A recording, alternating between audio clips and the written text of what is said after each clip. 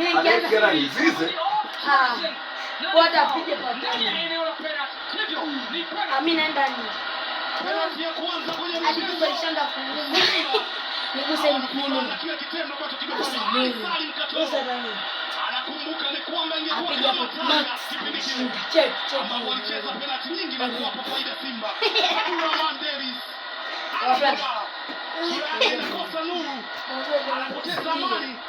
Dakika hizi ambazo kwenye madhambi 15 ya Simba. Moja la Pimpin Kamara ameamua kwamba ni mkwaju wa penalti na ametenga kwenye penalti. Pimpin Kamara alidaka penalti na kutoa hii penalti. Ulifanya vyema dhidi ya Ismailia na ukawavusha hapo Pacome. Mimi ndani sana mwetu mimi ndani ataanza angalia mtaniaji. Mtaniaji kama gani? Na nilio ameenda kuja kuangalia mwingine. Mimi naangalia goli 11 amekwisha weka kambani mpaka sasa katika ligi ya NBC, na moja kati ya hayo amefunga kwa mkwaju wa penalti.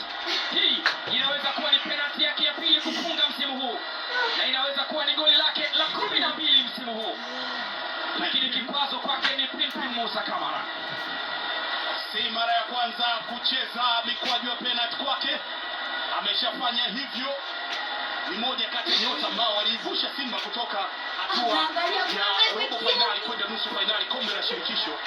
Na Pacome Zouzoua, nyota raia wa Ivory Coast ambaye amecheza ASEC Mimosa na mara kadhaa ameitwa kwenye kikosi cha timu ya taifa ya Ivory Coast. Kile chenyewe ndio ambaye amepewa jukumu na Young Africans kwenda kupiga mkwaju huu wa penalti. Anafanya nini? Pero Pacome Zouzoua anapiga hatua zake na kuhesabu. Pero Pacome Zouzoua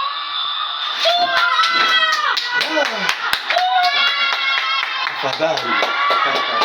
Hapa wakati mmoja wakati mpira utakuwa unaelekea kuisha.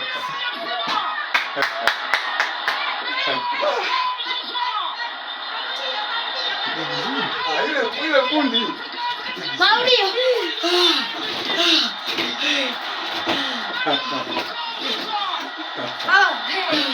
Nani dogo huyu?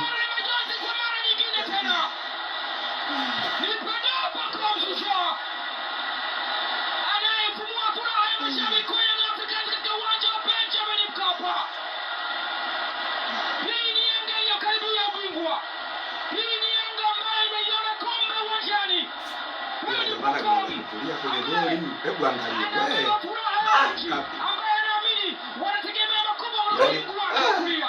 Kwa utulivu mkubwa kabisa. Kaka chini ya mtoto. Urudi angalia. Urudi. Anticipation ya goalkeeper. Alikuwa anataka kwenda upande wa kushoto. Ya mjinga nue. Macho yake. Ndio wangu. Kwenye zile 5 bao la mwisho. Yapo mambo na watanguliza leo.